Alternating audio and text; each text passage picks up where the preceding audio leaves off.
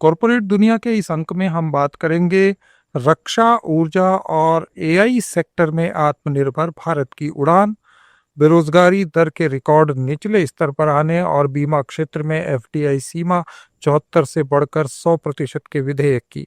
लेकिन सबसे पहले भारत और जॉर्डन के बीच बढ़ने वाले व्यापार की बात करेंगे। प्रधानमंत्री नरेंद्र मोदी की ताज़ा जॉर्डन यात्रा के दौरान भारत और जॉर्डन ने द्विपक्षीय संबंधों को मजबूत करने की दिशा में कई महत्वपूर्ण कदम उठाए हैं।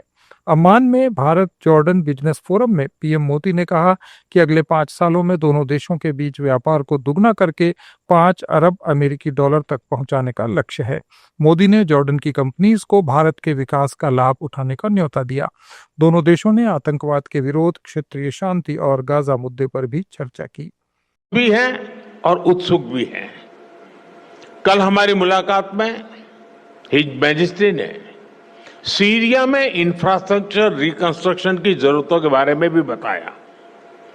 भारत और जॉर्डन की कंपनीज इन जरूरतों को पूरा करने पर मिलकर काम कर सकती है।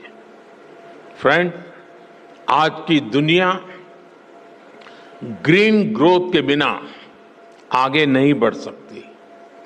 क्लीन एनर्जी अब केवल विकल्प नहीं है, बल्कि एक नीड बन चुकी है। Solar, wind, green hydrogen, energy storage, इसमें भारत बहुत।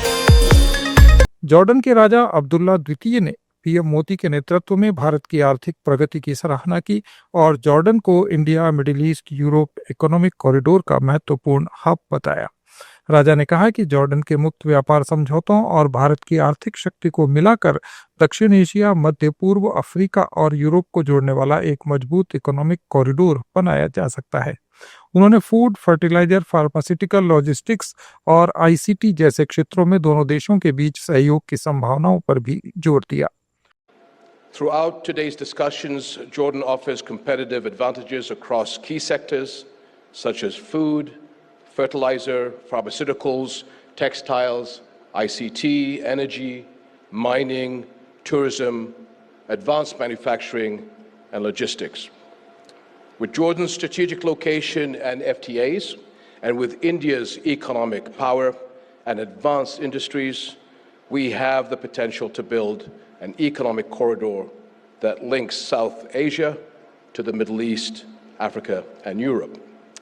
And we invite you to leverage Jordan's location to build integrated logistical and processing hubs through IMEC routes in order to enable Indian and Jordanian agricultural and industrial exports and utilize these FTAs as well as Jordan's market proximity.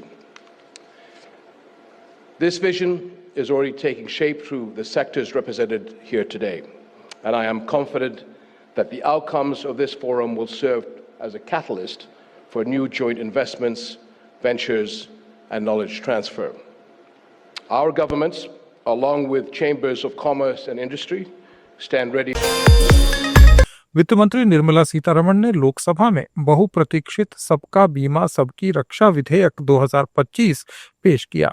इस विधेयक में बीमा companies में विदेशी प्रत्यक्ष निवेश यानी FDI की सीमा को 74 से बढ़ाकर 100% करने का प्रस्ताव है। इस कदम से भारतीय बीमा बाजार में विदेशी पूंजी और टेक्नोलॉजी का प्रवाह बढ़ने की उम्मीद है। इस विधेयक के पारित होने के बाद विदेशी कंपनियां 100% मालिकाना हक के साथ भारत में काम कर सकेंगी। विशेषज्ञों का मानना है कि इससे न केवल विदेशी मुद्रा का फ्लो बढ़ेगा, बल्कि ग्लोबल बीमा कंपनीज अपनी मॉडर्न टेक्नोलॉजी और नए प्रोडक्ट्स इंडियन कंज्यूमर्स तक पहुंचा पाएंगी। 15 साल और उससे ज्यादा आयु के व्यक्तियों की बेरोजगारी दर नवंबर के महीने में घटकर रिकॉर्ड निचले स्तर 4.7% पर आ गई। अक्टूबर में ये 5.2% थी। नवंबर के महीने में ग्रामीण बेरोजगारी दर भी घटकर 3.9% के नए रिकॉर्ड निचले स्तर पर आ गई है, जबकि शहरी बेरोजगारी दर घटकर 6.5% हो गई है।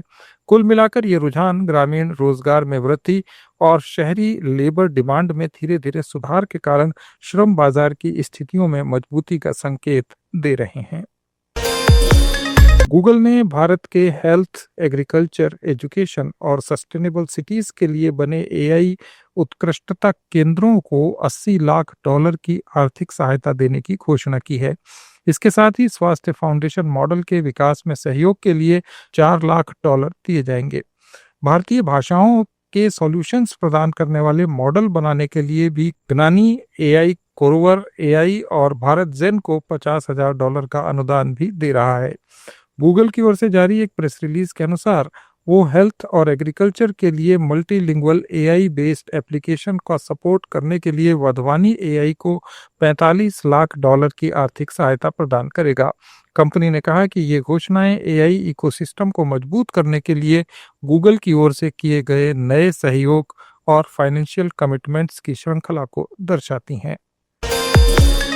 पेट्रोलियम और प्राकृतिक गैस मंत्री हरदीप सिंह पुरी ने एक वीडियो साझा किया। उन्होंने कहा कि भारत का प्राकृतिक गैस क्षेत्र तेजी से विस्तार कर रहा है। अभी 108 बायोगैस प्लांट से रोज 920 टन स्वच्छ ईंधन का उत्पादन हो रहा है, जबकि अतिरिक्त 660 टन प्रतिदिन मैन्युफैक्चरिंग कैपेसिटी वाले संयंत्र भी जल्दी ही शुरू होंगे। ये SAT-AT योजना के तहत 2025 तक 5000 CBG संयंत्रों के लक्ष्य की दिशा में महत्वपूर्ण प्रगति है। पुरी ने कहा कि प्राकृतिक गैस पाइपलाइन नेटवर्क में भी काफी वृद्धि हुई है। 2014 में जहां ये केवल 15,340 किलोमीटर थी, वहीं अगस्त 2025 तक ये बढ़कर 25,429 किलोमीटर हो गई है।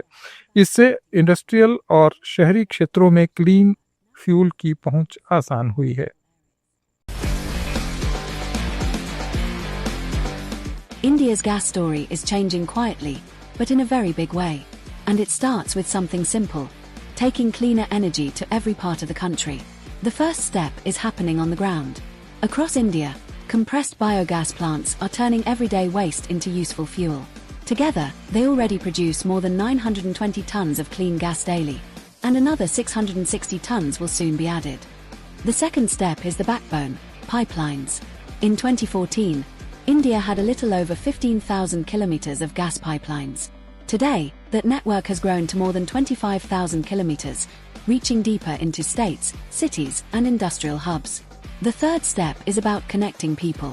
Our city gas distribution network now covers 307 geographical areas.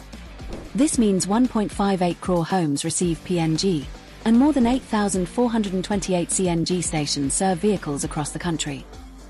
And the final step is preparing for tomorrow. New liquid natural gas terminals, advanced metering systems and gas-based industries are being built to support a faster-growing economy with cleaner energy. This is India building a gas ecosystem that is cleaner, more reliable and ready for the future.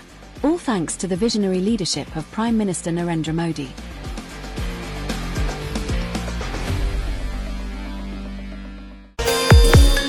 वित्त मंत्री निर्मला सीतारमण ने लोकसभा में कहा कि भारत ने आत्मनिर्भरता की दिशा में महत्वपूर्ण प्रगति हासिल की है। 2023-24 में स्वदेशी रक्षा उत्पादन रिकॉर्ड 1.27 लाख करोड़ रुपए तक पहुंच गया, जो 2014-15 के 46,429 करोड़ की तुलना में 174% ज्यादा है। 2024-25 में डिफेंस एक्सपोर्ट भी रिकॉर्ड 23,622 करोड़ रुपए पर पहुंच गया, जो पिछले साल के 21,083 करोड़ से 12% अधिक है। निर्मला सीतारमण ने लोकसभा में कहा कि मेक इन इंडिया और आत्मनिर्भर भारत जैसे इनिशिएटिव्स के कारण रक्षा क्षेत्र में प्राइवेट सेक्टर की भागीदारी बढ़ी है। करीब 16,000 MSME और 788 नए औद्योगिक लाइसेंस जारी किए गए हैं, जिससे रोजगार सृजन और स्वदेशी तकनीक का विकास हुआ है। उन्होंने कहा कि 2014 से अब तक रक्षा बजट में कुल 53.83 लाख करोड़ रुपए का एलोकेशन किया गया। सरकार का लक्ष्य 2029 तक डिफेंस प्रोडक्शन 3 लाख करोड़ रुपए और एक्सपोर्ट 50,000 करोड़ रुपए तक पहुंचाना है। ये उपलब्धियां भारत को ग्लोबल डिफेंस मैन्युफैक्चरिंग हब बनाने की दिशा में महत्वपूर्ण कदम हैं। ये थे कॉरपोरेट जगत के कुछ इंपॉर्टेंट अपडेट्स। जुड़े रहिए लेट्स माइक के साथ।